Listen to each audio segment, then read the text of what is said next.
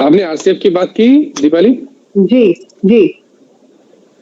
देखिए RCF high top शायद bottom बना रहा है, जरूर हमने आज बिकवाली देखी, लेकिन अगर आप लोअर लेवल्स पे देखिए तो 45 रुपए के आसपास स्टॉक काफी सपोर्ट देता है। तो मेरी हमें तो आपको आरसीएफ में बने रहना है और 45 के नीचे स्टॉप हो सकता है, क्योंकि 45 रुपीज जो है इसका 200 डे एक्सपोनेंशियल मूविंग एवरेज है।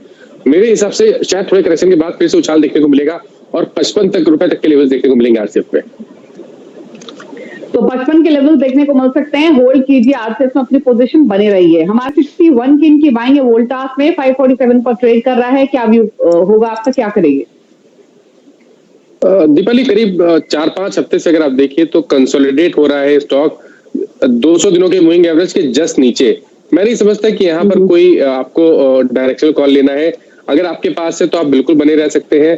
530 रुपए के नीचे स्टॉप लॉस रखिए। जो ब्रेकआउट लेवल है 200 दिनों का मूविंग एवरेज वो है 580। अगर 580 के लेवल्स ब्रेक होंगे तो शायद 625 से लेकर 635 के लेवल्स जल्दी देखने को मिलेंगे वोल्टास में। माना जी एसबीआई और साथ ही साथ एनसीसी, इन दोनों पोजीशंस में तो इनको प्रॉफिट हो रहा है, क्योंकि 170 की इनकी बाइंग, एसबीआई में अच्छे लेवल पर इन्होंने एंट्री ली है, एनसीसी में 28 रुपए के आसपास की बाइंग बता रहे हैं। लेकिन प्रॉब्लम है आईडीबीआई बैंक, जो कि लगातार अपर टू लोअर सर्किट की में ही घूम रहा है। तो क्या सजेशन होगा तीनों स्टॉक्स में, क्विक व्यू आपका?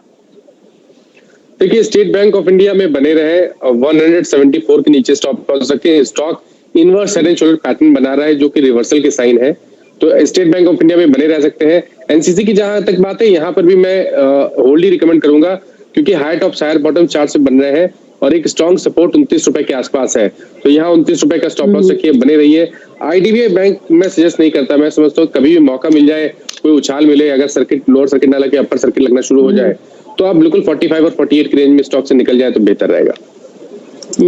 ठीक है, तो सभी स्टॉक पर आपको राय दी गई है, लेवल्स भी बताए गए हैं। अच्छा, इसके अलावा स्टॉक है ये आजकल जिसमें काफी लोगों ने पोजीशन बनाई हुई है, स्पेशली 9 रुपए 10 रुपए के आसपास।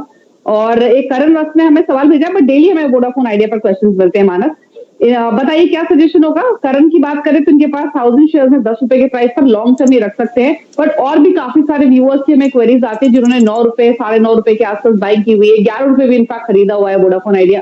क्या भी होगा उन सब के लिए स्टॉक पर? दीपाली अगर चार्ट्स आप देखिए और वीकली चार्ट देखिए तो वहां पर आपको एक राउंडिंग बॉटम दिखेगा, जो कि दर्शाता है कि स्टॉक ने ऑलरेडी एक बॉटम बना लिया है। पिछले करीब 15-20 दिन से हमें कोई मेजर मूवमेंट नहीं देखने को मिला, साइडवेज मूवमेंट देखने को मिल रहा है और मेरे हिसाब से ये फ्लैग पैटर्न के साइन दिख रहे हैं चार्ट्स पे। तो फ्लैग पैटर्न कंसोलिडेशन के बाद अगर फिर से हमें ब्रेकआउट फ्लैग पैटर्न का दिखे 12 रुपए के ऊपर, तो जो नेक्स्ट टारगेट होंगे वो 17 रुपए के आसपास रहेंगे।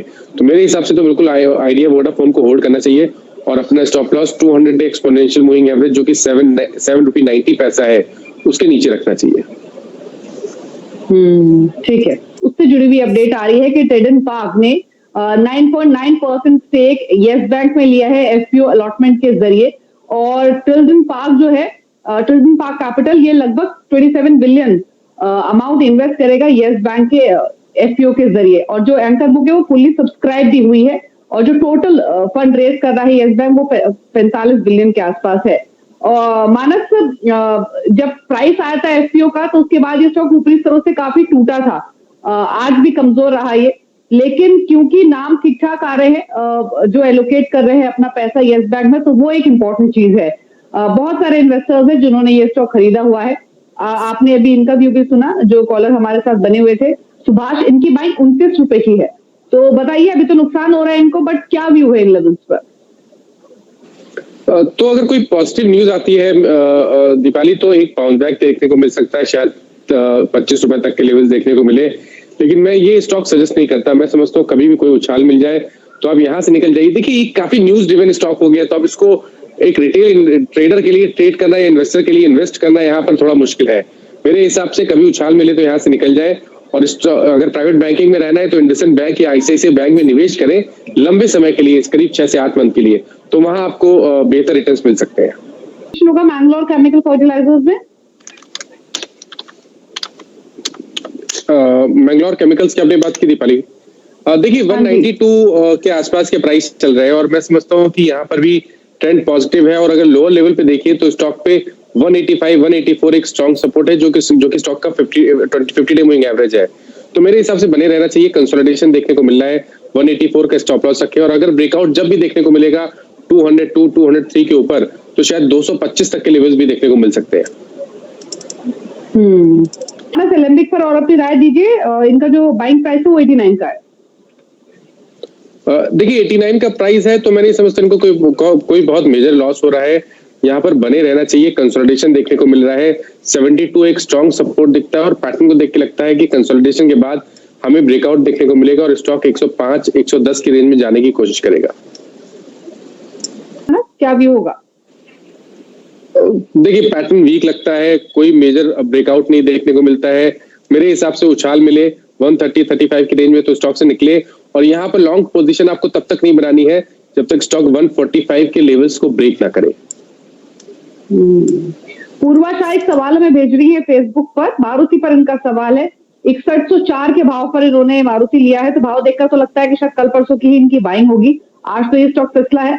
क्या करना चाहिए इनको? मारुति में 6104 की बाइंग है। देखिए स्टॉक 200 डे मूविंग एवरेज के ऊपर सस्टेन नहीं हो पाया, डोजी पैटर्न वीकली चार्ट पे दिख रहा है। मैं सजेस्ट करता हूं कि 5700 का स्टॉप लॉस रखें। अगर वो लेवल्स ब्रेक हो जाए तो स्टॉक से बिल्कुल निकल जाए। ठीक है, तो सजेशन आपको दिया। 2500 शेयर पीएनबी के खरीदे हुए हैं, प्राइस है 55 रुपए का। इंपॉर्टेंट ये है कि 2 साल रख सकते हैं। बताइए मालिक। देखिए 2 साल रख सकते हैं और इन्होंने जब इतना लोअर लेवल देख लिया 55 रुपए के बाद, शायद उन्होंने 26 रुपए के लेवल भी देखे होंगे। तो मैं नहीं समझता कि अब इनको निकलने की जरूरत है। लॉन्ग टर्म इन्वेस्टर के लिए पीएसयू बैंक मेरे ख्याल से अगर 12 से 15 मंथ का टाइम फ्रेम है तो बेहतर रिटर्न दे सकते हैं। ठीक है, 44 के प्राइस पर जाना चाहते हैं कि अब क्या करें? मानस। देखिए अगर इन्वेस्टर है तो बने रह सकते हैं, ट्रेडर है तो एक स्टॉप लॉस सजेस्ट करता हूं 354 का। अगर वो लेवल ब्रेक हो तो ट्रेडर के तौर पे निकल जाना चाहिए। इन्वेस्टर होल्ड कर सकते हैं, लॉन्ग टर्म ट्रेंड पॉजिटिव लगता है और लॉन्ग टर्म अगर पोटेंशियल की बात करें तो 450 टू 460 के लेवल्स आने वाले 3 से 6 महीने में देखने को मिल सकते हैं। ठीक है, तो सजेशन आपको दिया गया, उसके हिसाब से आप ट्रेड लीजिए। ट्विटर पर भी हमें सवाल आ रहे हैं। विनीता ने एक सवाल भेजा है ट्विटर पर। पावर ग्रिड इन्होंने खरीदा हुआ है 178 के प्राइस पर, तो पावर ग्रिड पे मैं निकलने की सलाह देता हूं क्योंकि 160 एक अहम सपोर्ट था, स्टॉक ने वो ब्रेक कर दिया है। तो बिल्कुल अपनी लॉन्ग पोजीशन से निकल जाए और अब आपको बाय तभी करना है जब स्टॉक 175 176 के ऊपर निकले। ठीक है, तो लेवल्स आपको बताए गए हैं, उसके ऊपर ही आपको फ्रेश एंट्री लेनी है, अदरवाइज आप होल्ड कीजिए 40 के प्राइस पर। और व्यू है इनका 3 मंथ का। देखिए एचडीएफसी बैंक तो बिल्कुल बने रह सकते हैं, यहाँ पर अभी भी पोटेंशियल लगता है। शायद स्टॉक 1150 तक के लेवल्स टेस्ट करेगा तो बने रहे। स्टॉप लॉस 1020 के नीचे रखें। एचडीएफसी एएमसी में भी बने रह सकते हैं। बड़ा कंसोलिडेशन देखने को मिल रहा है और स्टॉक पे 2300 पे बहुत ही बड़ा सपोर्ट दिखता है, तो 2300 का स्टॉप लॉस रखें और एचडीएफसी एएमसी में भी बने रहे। तो दोनों स्टॉक्स में